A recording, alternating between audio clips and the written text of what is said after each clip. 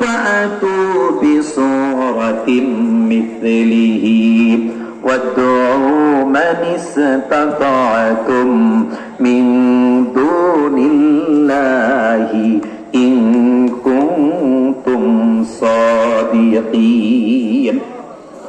এবার আল্লাহ রাব্বুল আলামিন বলে দিলেন, হে নবী আপনি ওদেরকে বলে দিন, তোমরা যারা বলো এই কোরআন মানুষের পক্ষে রচনা করা সম্ভব, আমি মুহাম্মদও মানুষ, তোমরাও মানুষ। মানুষের পক্ষে যদি কোরআন রচনা করা সম্ভব করা হয়, তাহলে এবার অন্তত কোরআনে কারিমের মতো করে একটা সূরা, সেটা যতই ছোট হোক না কেন, একটা সূরা তোমরা তৈরি করে নিয়ে আসো। আগে বলা হয়েছিল কয়টা, এখন বলা হলো কয়টা?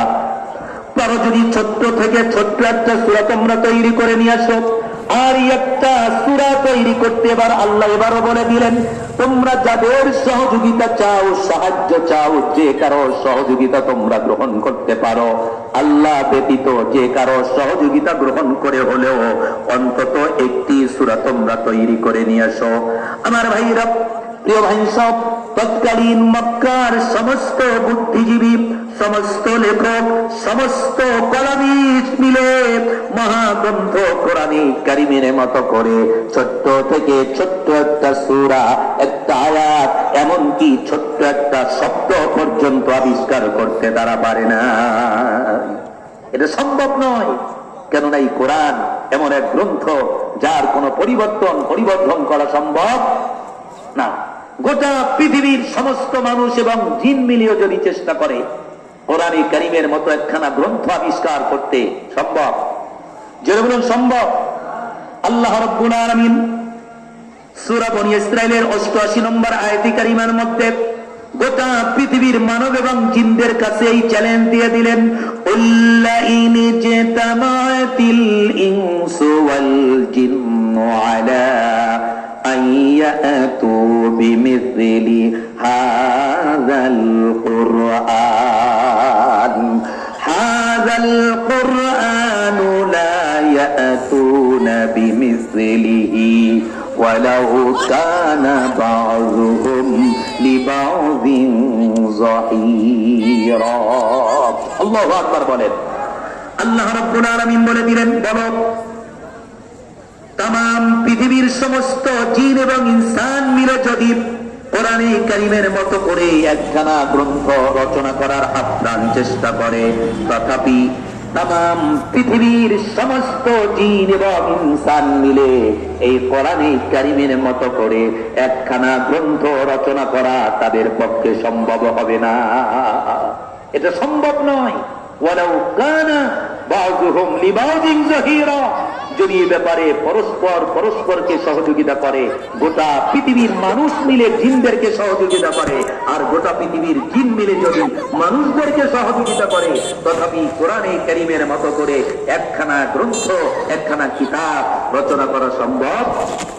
তাহলে এমন একখানা দামি কিতাবের নাম হচ্ছে কোরআন। যেরকম সুবহানাল্লাহ। এই কোরআনে কারীম আল্লাহ রাব্বুল আলামিন বিশ্ব নবীর উপরে নাযিল করলেন। কোন নবীর উপরে? জোরে বলেন, কোন নবীর উপরে? কোরআন কেমন দামি কিতাব শোনেন আলোচনা। এই কোরআন হচ্ছে পরশ পাথর। আমি পূর্বেই বলেছি কোরআন কি পাথর। আমরা পৃথিবীতে আসার পরে পরশ পাথর নামে একটা পাথর আছে, আমরা নাম শুনেছি কিন্তু কখনো চোখ দিয়ে দেখি নাই, ঠিক কিনা? যেই পাথর বলে এমন একটি পাথর, যেই পাথরের সাথে অন্য কোনো ধাতু, লোহা, তামা, সীসা সংস্পর্শ হলে, টাচ লাগলে স্বর্ণ হয়ে যায়। শুনেছি না? আমি বলি আমার ভাষায়, এই কোরআন হচ্ছে একটা পরশ পাথর।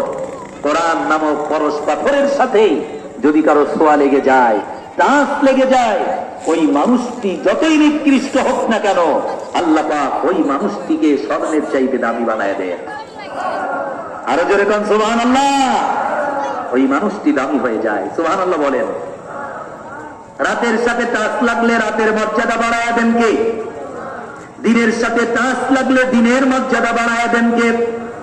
কোরআনকে যদি প্রশ্ন করা হয়, কোরআন রে তোমার নামটা একটু বলো, আমাকে যদি জিজ্ঞেস করি জনাব আপনার নামটা একটু বলেন, সর্বপ্রথম কারোর সাথে যদি পরিচয় হয়, ফার্স্ট পরিচয়, মনে করেন আপনি গর্জনা চার স্টলে বসে আছেন, অপর অপরিচিত একজন লোক এসে সেখানে বসলো, আপনি ফার্স্ট পরিচয় হচ্ছেন ভাইজান, আপনার নামটা কি? প্রথমে নাম জিজ্ঞেস করি, ঠিক কিনা? তারপরে বলি আপনার হোম ডিস্ট্রিক্ট কোথায়, ঠিক কিনা? এটা বলি কিনা? ডিস্ট্রিক্ট কোথায়, জেলা কোথায়, থানা কোথায়? কোরআনকে যদি প্রশ্ন করা হয়, কোরআন দিয়ে তোমার নামটা একটু বলো, কোরআন তার নিজ ভাষায় জবাব দিতে পারবে কিনা? কোরআনকে যদি কেউ প্রশ্ন করে, কোরআন দে তোমার নামটা একটু বলো, কোরআন তার নিজ ভাষায় জবাব দিবে। কোরআন বলবে বাল হুয়া কুরআনুম মাজিদ। কোরআন যেন বলছে আমার নাম কোরআনে মাজিদ, আমার নাম কোরআনে হাকিম, যেরকম সুবহানাল্লাহ। আবার এই ব্যক্তিকে আপনি প্রশ্ন করবেন আপনার ডিস্ট্রিক্টটা কোথায়, সে বলবে টাঙ্গাইল অথবা দিনাজপুর, রংপুর, ঠিক কিনা? কোরআনকে যদি প্রশ্ন করা হয়, কোরআন রে তোমার নামটা জানতে পেরেছি, তো তোমার বাড়িটা কোথায়, ঠিকানাটা কোথায়, অ্যাড্রেসটা কোথায়? তুমি তো দুনিয়াতে অবস্থান করছো, কিন্তু বাড়ি কোথায় তা তো জানি না, একটু বলবা কি? কোরআন তার নিজ ভাষায় জবাব দিবে ফি লাওহিম মাহফুজ। কোরআন বলবে আমার বাড়ি হচ্ছে লৌহে মাহফুজে, যেরকম সুবহানাল্লাহ। আবার কোরআনকে প্রশ্ন করা হবে, কোরআন দেব তোমার নাম কোরআন, তোমার বাড়ি লৌহে মাহফুজে, দুনিয়ার সাধারণ কোন জেলায় না। সাধারণ জেলা নাকি?